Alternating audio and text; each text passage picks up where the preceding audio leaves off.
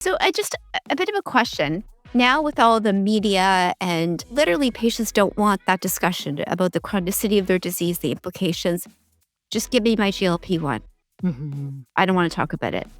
How are you addressing that? I love that you asked that because it's often the elephant in the room, right? Mhm. Never before have we as healthcare providers had patients come and ask us for a medication, right? We've never had that. And so now that it's happening, we're kind of taken off guard. And I think the important part of this conversation is understanding, well, why is that happening?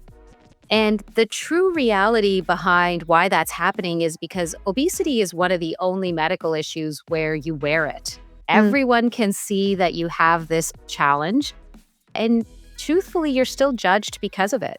There's a huge amount of bias and stigma that still lives with this state of obesity, and it lives with body size in general, but certainly with obesity. You see it everywhere. You see it in the subway, you see it on the plane, you even see it in healthcare providers' offices.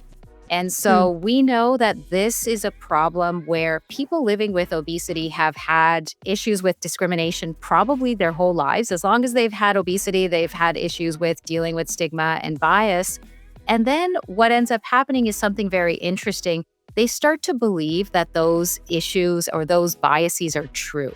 Mm. And there's this really interesting concept called internalized weight bias, where people start to believe, I must be lazy. I'm obviously not motivated enough. Why can this other person do it, but I can't figure out how to do it? And once you internalize that narrative, it becomes the first thought that enters your mind every single time you go down this journey. And the journey to weight reduction is never a straight line.